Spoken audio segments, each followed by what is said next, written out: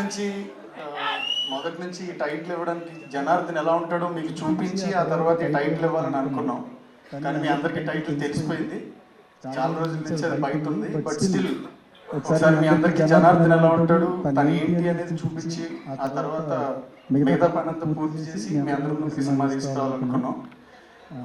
నేను కూడా మీలాగే ఫ్యాన్ని. నాకు ఇష్టమైన వాళ్ళందరూ ఈ టీంలో ఉన్నారు.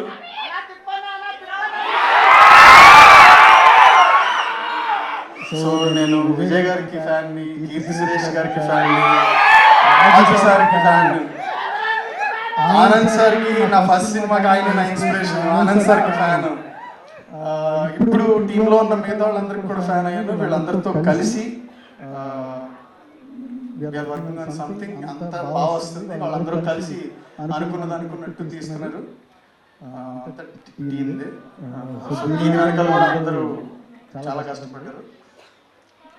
ఇది నచ్చితే మీకు ముందు మేము చేసేదంతా కూడా నచ్చుతుందని అనుకుంటున్నాను.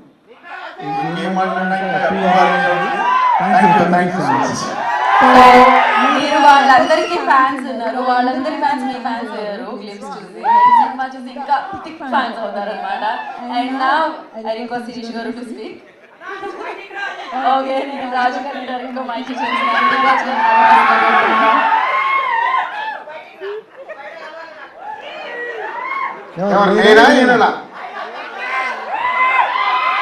తీసుకపోరా ఇప్పుడేరా. అందరికి నమస్కారం. నేనా పర్లేదు బాబు, ఏదో ఒక డైలాగ్ ఇచ్చి కొంచెం నవ్వించావు.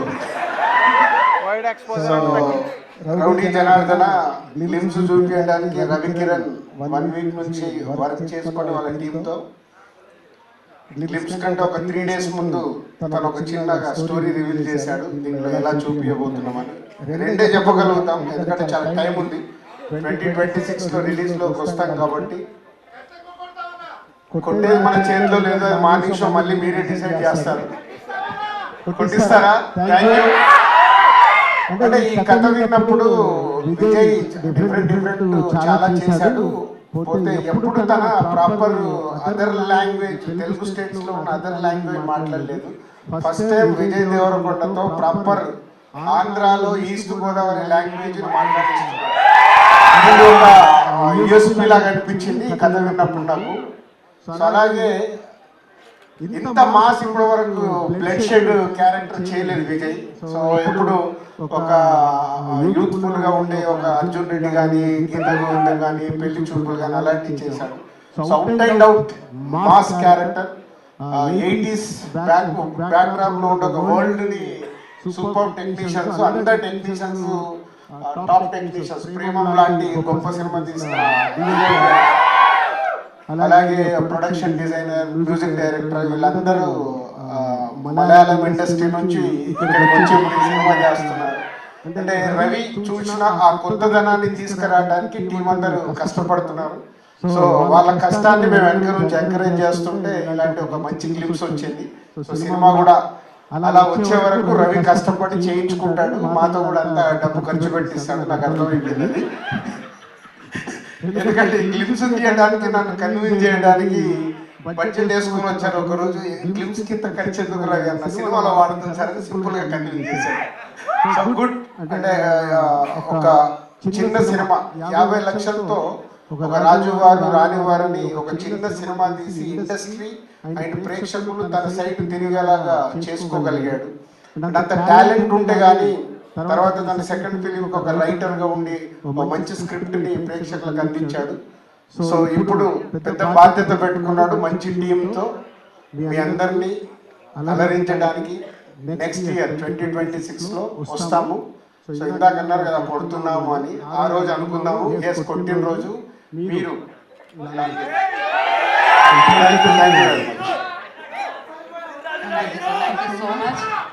ఏమంటున్నారు మీరు? చెప్పాలా? కత్తి లేదే, నెత్తులు నాదే, యుద్ధం నాతోనే. ఎందుకంటే పోస్టర్ చూపించిన రోజు రవికి నేను చెప్పిన డైలాగ్ ఇది. నాకు చూపించినప్పుడు నేను అప్పుడు ఉన్న మూడికి అదేంట్రవి కత్తి నేనే నెత్తురు నాదే యుద్ధం నాతోనే అంటే నేను సెల్ఫ్గా అప్పుడు ఫైట్ చేసుకుంటున్నా లోపల చేసుకుంటున్నప్పుడు ఈ డైలాగ్ వస్తే చెప్పా అదే రోజు రవికి నాకు సరిపోయే డైలాగ్ రాసేవాడిని. అలాగే గ్లిమ్స్ చూసిన సినిమా తర్వాత డైలాగ్ ఇప్పుడు రవి చెప్తాడు.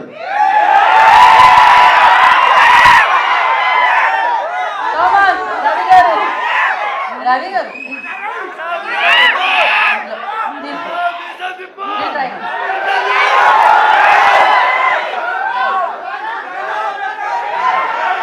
నేను కొంచెం చెప్తాను మిగతాది మీరు. కళింగపట్నంలో ఇంటికో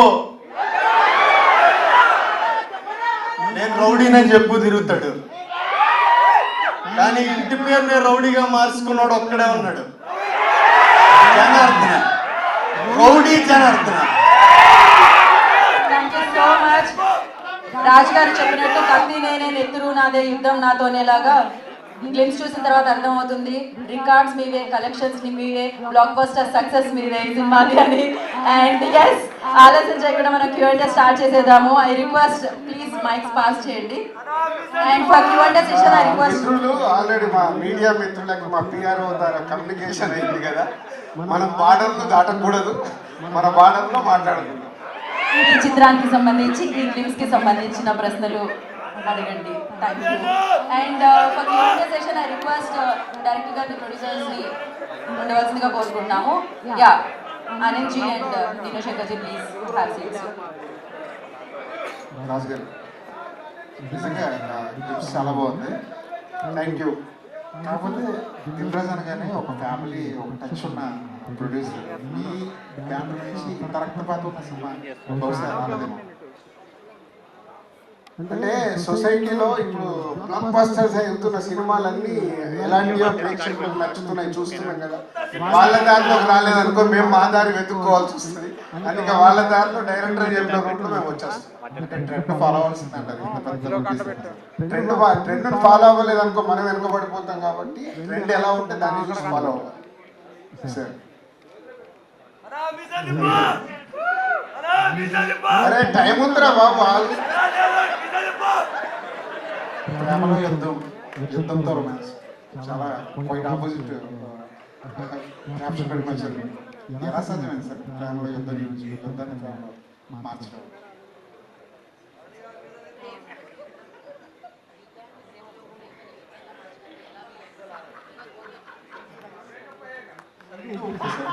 రెండు ఒకటే, ప్రేమలోనే చాలా పెద్ద యుద్ధం ఉంది. ప్రతి యుద్ధం వెనకాల ప్రేమ ఉంటుంది కాబట్టి రెండు ఒకటే బిలీవ్ చేస్తాను. అందుకే రెండు ఉన్నట్టు మీరు ఒక ఫ్యాన్ బాయ్గా విజయ్ గారి దగ్గరికి వెళ్ళి ఉంటారు. అంతే కదా, ఫస్ట్ సిట్టింగ్ విజయ్ గారితో కథ చెప్పినప్పుడు, కథ అయిపోయిన తర్వాత ఆయన ఫస్ట్ ఫీలింగ్, ఫస్ట్ ఆయన చెప్పిన మాట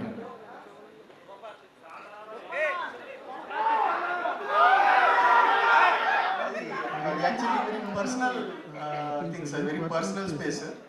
ఆయన మాటల్లో చెప్పలేదు ఇమ్మీడియట్గా, కాసేపు he lived in that character.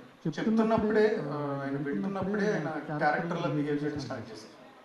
అంటే ఫస్ట్లో ఇలా నాట్ చేస్తున్న మనిషి తర్వాత నేను చెప్తున్న సీన్కి రియాక్ట్ అవ్వడం స్టార్ట్ చేశాను, క్యారెక్టర్లో రియాక్ట్ అవ్వడం స్టార్ట్ చేశాను. నేను అక్కడి నుంచి ఎంజాయ్ చేయడం మొదలుపెట్టాను నేరేషన్. ముందు కొంచెం నాకు నెమ్మదిగా స్టార్ట్ అయినా కానీ ఆయన ఎంజాయ్ చేసే తీరికి నాలో ఎనర్జీ పెరిగింది. కొంచెం నేరేషన్ కొంచెం బెటర్ అయింది. అంతా అయిన తర్వాత కాసేపు ఆయన సైలెంట్ ఉన్నారు. ఆ తర్వాత చాలాసేపు మాట్లాడుకున్నాం కానీ but I enjoyed that silence. ఆ కాసేపు ఆ సైలెన్స్లో నేను నాకు కావాల్సిన మాటలు ఎత్తుకున్నాను. ఇప్పుడు రౌడీ జనార్దన్ అన్నది ఇప్పుడు దాచగలిగేది, కానీ ఇదివరకే ఆ టైటిల్ బయటకు వచ్చేసింది. అలా బయటకు వచ్చేసిన తర్వాత ఫ్రెష్ మూమెంట్ మనం ఇవ్వలేకపోతున్నాం ఫ్యాన్స్కి అన్న బాధ ఏమైనా ఉండేదా అప్పట్లో?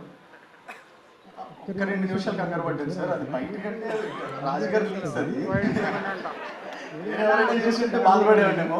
రాజుగారు చేసేసరికి కొంచెం సారీ చెప్పారు కాబట్టి కొంచెం అఫీషియల్గా చెప్పినట్టే అనిపించింది. బయట ఎవరైనా చేస్తుంటే కొంచెం ఎక్కువ కంగారు పడి ఉండేవాడిని.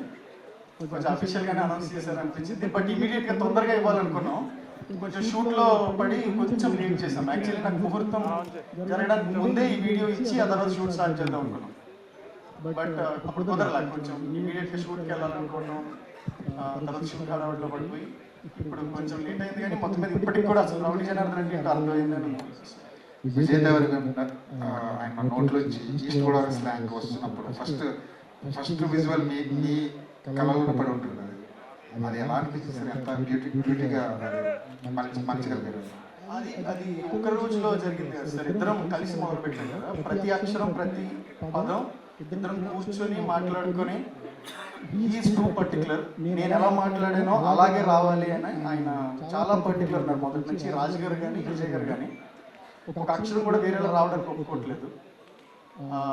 దానివల్ల నేను కొంచెం ఎక్కువ డిస్కస్ చేసి ఆయన ఎక్కువ నేర్చుకొని. బట్ మీరు అన్నట్టు బ్యూటిఫుల్ మూమెంట్ ఏంటంటే దిస్ ఇస్ సీన్ సినిమాలో 8 minutes కంటిన్యూస్గా మాట్లాడే సీన్.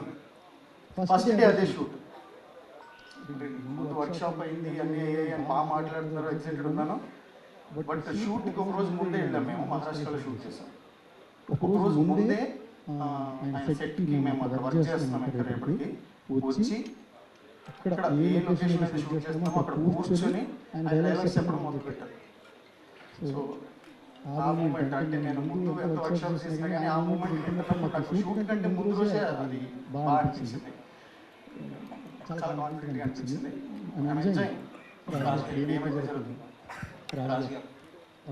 అంటే ఇందాక మీరు అన్నారు కదా ట్రెండ్ ఫాలో అవ్వాల్సిందే మేము తప్పదని చెప్పి. సో వైరస్ గురించి బట్ సినిమాలో వర్క్ జరగలేదు జరిగింది. జనరల్గా ఫ్యాన్ వార్స్ ఇది కొంచెం దూరంలో ఉంటారు మీరు. ఒక ఫ్యాన్ వార్ డైలాగ్ ఉంటుంది. అండ్ ఇంకోటి ఏంటంటే వాడి పదాలు జనరల్గా చాలా డిస్కషన్ జరుగుతుంది. ఏంటి ఈజీగా వాడేస్తున్నారు ఆ పదాలు అని చెప్పి. మామూలుగా అయితే అడిగి ఉంటుంది డైరెక్టర్ కూడా డైలాగ్ చెప్పమంటే ఆ పదం చెప్పడానికి ఇబ్బంది పడ్డాడు. సో అంటే ఇక్కడ ఆయన నోటి నుంచి అలా చెప్పడం ఇష్టపడిపోయి ఉండొచ్చు. సినిమా క్యారెక్టర్ బట్టి బిహేవ్ చేస్తారు కాబట్టి సినిమా క్యారెక్టర్ బట్టి చెప్పుకుంటాడు. ఇంకా రవి చెప్తే బాగుంటుంది. సార్ నేను చదువుకున్న మనిషిని. ఇక్కడ ఇంతమంది యంగ్ పీపుల్ రెచ్చగొట్టడానికి నేను ఏదైనా మాట్లాడచ్చు, కానీ నేను అది కరెక్ట్ కాదని నాకు తెలుసు. అలాగే మీడియా ఉన్నారు, ఇంతమంది ముందు అలాంటి పదం యూజ్ చేయకూడదు అనే సంస్కారం ఉంది. కానీ ఆ పాత్ర కట్టబట్టుకున్నాడు, బూతులు మాట్లాడుతూ తెలుసు, కత్తి పట్టుకున్నాడు, ఒళ్ళంతా రక్తం పూసుకున్నాడు, అంతకంటే పద్ధతి ఎలా మాట్లాడతాడు అనేది అర్థం కాదు. మీరు చాలా రెస్పాన్సిబుల్గా నేను చెప్తే కానీ రవికిరణ్ గారు అంటే కూడా సినిమా అనేది ఇంకా పవర్ఫుల్ ఇన్ఫ్లుయెన్సర్ కదా. లేదు సార్, అది ఇప్పుడు ఆ పాత్ర ఇప్పుడు దేశం కోసం పోరాట పాత్ర అనుకోండి సార్, ఆయన ఇన్స్పిరేషన్ తీసుకున్నాడు. అప్పుడు అలాంటి మనిషి ఇలాంటి పదాలు మాట్లాడితే కరెక్టేమోనని వీళ్ళందరూ తీసుకున్నారు. ఆ మనిషి ఎలా ఉన్నాడో చూశారు కదా. అలాంటి పాత్రని ఆ పాత్రలాగే చూడాలని నా ఉద్దేశం. ఇంకొకటి విజయ్ గారి సినిమాల్లో జనరల్గా స్లాంగ్ విషయంలో కొద్దిగా మిక్స్డ్ రియాక్షన్స్ వస్తూ ఉంటాయి సార్. కొంచెం వేరే స్లాంగ్ వస్తూ ఉంటుంది. తెలంగాణ స్లాంగ్ అంటే ఏ క్యారెక్టర్లో ఉన్నా సరే వేరే స్లాంగ్ కనిపిస్తూ ఉంటుంది కదా. సో దాన్ని ఎలా కేర్ చేస్తున్నారు? చాలా కేర్ తీసుకుంటారు మొదటి నుంచి. నాకంటే కూడా ఆయన కేర్ తీసుకున్నారు. అది అంటే ముందు వాటి గురించి కాదు, నేను నరేషన్ ఇచ్చినప్పుడే నేను పర్టికులర్ యాసలో ఆయనకి నరేషన్ ఇచ్చాను. ఆయనకి అది నచ్చింది, రాజు గారు కూడా అది నచ్చింది మొదటి నుంచి. కథ ఎంత బాగుందో ఇది కూడా అంత బాగుంది, ఈ డైలాగ్స్లో ఉన్న యాస అంత బాగుంది, దాన్ని అస్సలు యూజ్ అవ్వకూడదు మనం. ఈ విషయంలో వెరీ పర్టికులర్ ఉండాలి అని రాజు గారు నాకు చెప్పారు, విజయ్ గారు కూడా. సో ఆయన నుంచి ఎక్కువ ఇంట్రెస్ట్ ఉంది కాబట్టి అది ట్రాన్స్లేట్ అవుతుంది స్క్రీన్ పైన. మేము చాలా ఎంజాయ్ చేస్తున్నాము ఆయన అలా మాట్లాడుతుంటే. So accurate. ఇప్పుడే చెప్పడం కొంచెం అది, బట్ నేను అక్కడ పుట్టి పెరిగిన ఎవరైనా యాస వేరేలా మాట్లాడితే తెలిసిపోతుంది, ఎఫెక్ట్గా అనిపిస్తుంది, కొంచెం ఎక్కించినట్టు అనిపిస్తుంది. కానీ ఆయన మాట్లాడితే చాలా బాగుంది. సురేష్ సార్ మామూలుగా ఇండస్ట్రీకి ఆల్మోస్ట్ కింగ్ అంటారు, దిగ్గరాజు కాబట్టి కింగ్ అంటారు. సార్ ఎప్పుడు అంటే కొత్తగా తగ్గేదే ఉండదు. బట్ సంక్రాంతి వస్తుందంటే శిరీష్ గారే కింగ్ నైజాం. సో సంక్రాంతి 5 సినిమాల్లో 4 సినిమాలు మీరే చేస్తారు. ఒక్క నిమిషం. సార్, నేను ముందే మీకు చెప్పాను, ఓన్లీ రౌడీ జనార్దన గురించి మాట్లాడు. నెక్స్ట్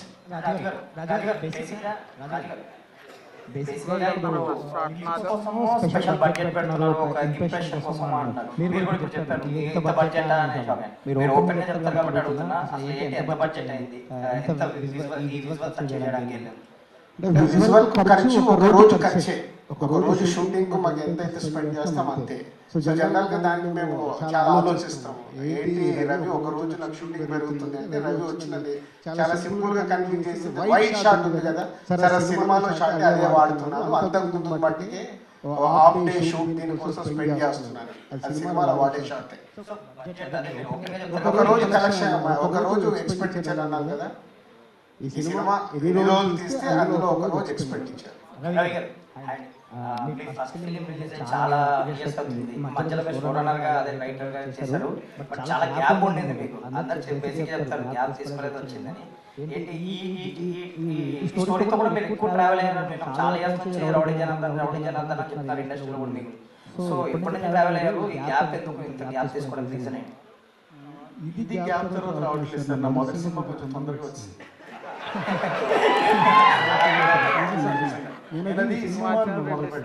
నేను వెబ్ సిరీస్ తీద్దాము, దాని నుంచి వర్క్ నేర్చుకున్నాము. ఆ తర్వాత ఈ కథ చెప్పాలి అని ఉంది.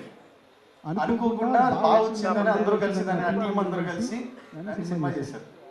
సో టెక్నికల్ నా ఫస్ట్ సినిమా, అది యాక్సిడెంట్. సో దీనికి నేను ఇంకా నేర్చుకోవాలి అని అనుకున్నానండి. ఎక్కువ టైం ఎందుకు తీసుకున్నానంటే ఇంకా నేర్చుకోవాల్సి చాలా ఉంది అనిపించింది. రైటింగ్ లో కానీ ఎడిటింగ్ లో కానీ చాలా తెలుసుకోవాలి. ఫస్ట్ సినిమా అయిన వెంటనే అర్థమైంది ఇంకా నేర్చుకోవాల్సి చాలా ఉంది, తెలుసుకోవాల్సి చాలా. అండ్ ఈ క్యారెక్టర్తో మీరు అన్నట్టు నేను చాలా రోజులు జర్నీ చేశాను. 5 ఇయర్స్ నుంచి ఈ కథ మీద ఉన్నాను, ఈ క్యారెక్టర్తోనే ఉన్నాను. మధ్యలో అశోకవనం చేశాను, కానీ నేను అశోకవనం డైరెక్ట్ చేయకపోవడానికి కారణం కూడా ఇదే నా నెక్స్ట్ సినిమా అవ్వాలి అని. దానికి వేరే డైరెక్టర్ అనుకున్నాను. కొంచెం టైం పెట్టాల్సి వచ్చింది అశోకవనానికి, కానీ మిగిలిన టైం మొత్తం ఈ 6 ఏళ్లలో 1 సంవత్సరం అశోకవనానికి పక్కన పెడితే 5 ఏళ్ళు చాలా బాగుంది. BDD గారు ఎగ్జైట్ అయిన పాయింట్ ఏంటి? లైక్ ఈ క్యారెక్టరైజేషన్ లేదా స్టోరీయా లేదా స్లాంగ్ ఎక్కువ ఎగ్జైట్ అయింది? ఎవ్రీథింగ్ మొదటి లైన్ నుంచే ఆయనలో ఎగ్జైట్మెంట్ చూశాను. క్లైమాక్స్ పూర్తయిన తర్వాత లాస్ట్ డైలాగ్ చెప్పినప్పుడు కూడా అదే ఎగ్జైట్మెంట్ చూశాను. అంటే నాకు తెలిసి మేబీ ఆయన ఆన్సర్ చేయాలి, నాకు తెలిసి ఆయన మొత్తం నచ్చింది. Not just character, not the యాస, ఇంకా చాలా చూడాలి. Not just blood and fire, ఇంకా చాలా ఎమోషన్ ఉంది, సోల్ ఉంది. అవన్నీ ఎక్కువ ఆయనకి ఇష్టం. అండ్ ఇట్స్ వెరీ పర్సనల్ అని ఆయనకి తెలుసు, అది ఆయనకి ఎక్కువ. 5 ఇయర్స్ స్టోరీతో ట్రావెల్ అయ్యాను. ఒక రచయితకి మామూలుగా 2 సంవత్సరాలు కలిసి చేస్తే ప్రేమ ఎక్కువైపోతుంది రాసుకున్న ప్రతి సన్నివేశం మీద సందర్భం. సో ఎంతవరకు స్ట్రిక్ట్గా ఉండగలిగారు రాసుకున్న ప్రతి సన్నివేశాన్ని, రాసుకున్న ప్రతి డైలాగ్ సినిమాలో పెట్టడానికి కుదరకపోవచ్చు. ఆ విషయం ఎంతవరకు స్ట్రిక్ట్గా అంటే రైటింగ్ దానికి 2 నెలల నుంచి మేము వర్క్ చేస్తున్నాం. ఆల్మోస్ట్ 2 ఇయర్స్ నుంచి ప్రతి ఒక్కటి జాగ్రత్తగా రవి టీం, నేను అందరం ఎప్పటికప్పుడు చెక్ చేసుకుంటూ బెస్ట్ సినిమా ఇవ్వడానికి ప్రయత్నం చేస్తాం. ఆయన 5 ఇయర్స్ నుంచి మోస్తున్నది స్క్రీన్ మీద ఎలా తీసుకురావాలని ఓల్డ్ టీం ప్రయత్నం. రైటింగ్ దగ్గరే అయిపోతుంది కదా సార్. డైరెక్టర్ వచ్చిన కొంచెం టోటల్గా ఏది అవసరం లేదు అనేది డిస్కస్ చేసుకుని ముందుకెళ్తాం. లవ్ క్యారెక్టర్ మీద, కథ మీద తప్ప సీన్స్ మీద, డైలాగ్స్ మీద కాదు. ఎవరనేది అందరూ ఎదురు చూస్తున్నారు. ఎవరు వచ్చారు ఇలాంటి వీడియోతో అనౌన్స్ చేస్తాం సార్.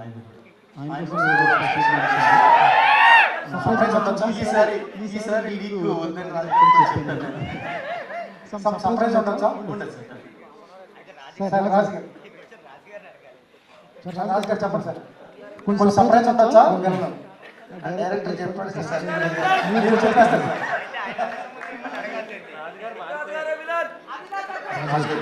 అదేదా సార్ విజయ్ క్యాలిబర్కి, కెపాసిటీకి, తన ఫ్యాన్ బేస్కి తగ్గ సినిమాకి చేయట్లేదని కొంచెం అసంతృప్తి ఫ్యాన్స్లో ఉంది. వాళ్ళ ఆకలి సినిమా ఎంతవరకు తీరుస్తుంది sir? Rowdy Janardhan full base so అంటే బేసిక్ గా చెప్పాను కదా, ఎప్పుడు ఒక హీరోకి తను చెయ్యని క్యారెక్టర్ లో ఇమిడినప్పుడు మనం సినిమా చూసేటప్పుడు అది మనం కొత్తగా ఫీల్ అవుతాం. నాట్ ఓన్లీ ఫ్యాన్స్ కి డబుల్ మీల్స్ అవుతుంది, మనకు ఫుల్ మీల్స్ అవుతుంది. సో ప్రేక్షకుడుగా మనం ఆ సినిమాని ఆస్వాదిస్తాం. అదే రౌడీ జనార్దన.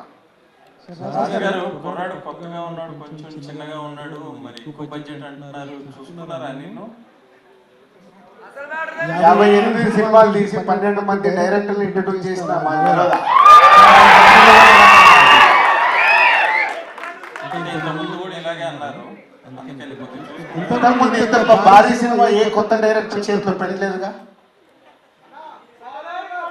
అదే 58లో ఎన్నో అద్భుతాలు కూడా క్రియేట్ చేశాక. ఇప్పుడు సీతమ్మ వాటిలో సినిమాలు చిన్న సినిమా తీసిన డైరెక్టరే కదా. సో వాళ్ళు ఎప్పుడైతే కథ చెప్తారో వాళ్ళు ఎంత మటుకు ఇన్వాల్వ్ అయి చేశారనే దాని మీద రిజల్ట్ వస్తుంది. రిజల్ట్ వచ్చారంటే నేను ఏం మాట్లాడట్లేదు, మేము అద్భుతాలు వాళ్ళు తీసాలంటే కూడా వద్దరు బాబు మానిషో వరకు ఆల్రెడీ అంటే మాకు క్లారిటీ ఉంది, ఆయన తీయగలుగుతారు. డైరెక్టర్ గారు గోదావరి బ్యాక్డ్రాప్ చెప్పారు కదా, 80s బ్యాక్డ్రాప్. మరి మీరు మలయాళం వాళ్ళు తీసుకొస్తే వాళ్ళన్నీ ఈస్ట్ గోదావరి బ్యాక్డ్రాప్, ఆ యాంబియన్స్ అవన్నీ తీసుకురాగలరా? వాళ్ళు చేసే పని వాళ్ళు చేయాలి కదా.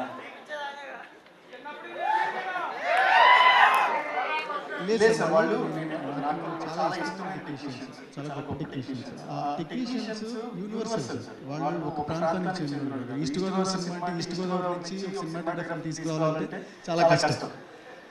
నాకేంటంటే ముఖ్యంగా మా సినిమాటోగ్రఫర్ ఆయన ప్రేమను తీశారు. నేను ఫస్ట్ ఫిల్మ్ ఎలా తీసాను చాలా ఇంటర్వ్యూస్లో చెప్పాను. ఆయన ఫ్రేమ్స్ ఎలా పెట్టుకొని నేర్చుకొని ఎలా తీయాలి అని డిస్కస్ చేసి సినిమా తీశారు. సో ఈసారి అవకాశం కుదిరింది కాబట్టి రాజుగారిని అడిగి ఆయన్ని డైరెక్ట్గా వెళ్ళి కలిసి ఆయన కథ చాలా నచ్చింది. ఇప్పటివరకు ఆయన ఎప్పుడు తెలుగు సినిమాలు చాలానే కథలు విన్నారు ఆయన. బట్ ఫార్చునేట్లీ ఈ కథ నచ్చి ఆయన ఫస్ట్ టైం తెలుగుకి వస్తున్నారు. అలాగే మిగతా టెక్నీషియన్స్ కూడా దేని యూనివర్సల్ వాళ్ళకి మన ఇవన్నీ నువ్వు నోట్ చేసుకొని మానిషో అయ్యాక మళ్ళీ సక్సెస్ఫుల్ పెట్టినప్పుడు అడగాల్సిన క్వశ్చన్స్ అడుగుతున్నావు. సరే, ఇప్పుడు సిరీస్ గారు ఎందుకు మాట్లాడట్లేదు? మీరు సిరీస్ గారు అసలు మాట్లాడట్లేదు ఎందుకు? మళ్ళీ ఏదైనా నేను మాట్లాడితే దాంట్లో ఏం వెతుకుదామని ట్రై చేస్తున్నావు. ఫస్ట్ సినిమా రాజావారి గారు కానీ తర్వాత అశోక్ అర్జున్ కానీ రైటింగ్ అనేది చాలా సాఫ్ట్ రైటింగ్, మంచి కాఫీ తాగుతున్న ఫీల్ అయితే వస్తుంది. ఇది ఇన్బిల్ట్ మీలో ఉన్న ఇన్బిల్ట్ స్టోరీ. ఈ ఒరిజినల్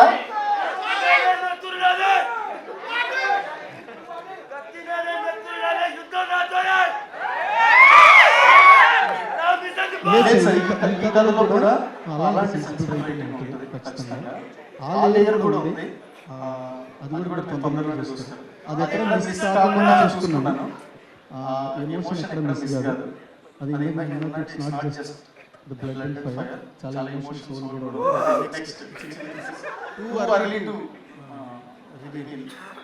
రాజు గారు ఫస్ట్ కమిట్మెంట్ ఉంది వీడియో సినిమాలో ఫ్యామిలీ సినిమా ఒకటి మాస్ యాక్షన్ సినిమా అని. లేదు అనుకోలేదు. పోతే ఆ సినిమా జరుగుతున్నప్పుడు ఈ కథ నాకు రవి చెప్పడం జరిగింది. ఆ సినిమా ఓకే అయిన తర్వాత షూటింగ్ మధ్యలో గుర్తులేదు కానీ అప్పుడే చెప్పాడు. అప్పుడు 3.5 hours నాకు ఈ కథ నరేషన్ ఇచ్చాడు. అప్పుడే విజువల్గా ఇందాక ఎవరు అడిగారు కదా, అంత డీటెయిల్గా నరేషన్ ఇచ్చాడు. నాకు ఇచ్చినప్పుడే ఈ క్యారెక్టర్ కానీ ఆ బ్యాక్డ్రాప్ కానీ అందులో ఉన్న ఎమోషన్స్, కత్తి నేనే తెస్తున్నానే యుద్ధం నాతోనే, దాంట్లోనే కథ ఉంది. 2026 డిసెంబర్లో రిలీజ్ చేయాలంటే ఇంకా 1 year మీకు షూటింగ్ పోస్ట్ ప్రొడక్షన్ అంతా ఉంది. ఇప్పుడు టైం ఎందుకు తీసుకుంటున్నా? ప్రతి ఒక సినిమాని ఆ బ్యాక్డ్రాప్లో ఇందాక ఇంతమంది టెక్నీషియన్స్తో ప్రాపర్గా ప్రేక్షకులకు ఇవ్వడానికి టైం పడుతుంది. ఇంకా ఇలాంటి సినిమా ఈ గ్లిమ్స్ చూసిన తర్వాత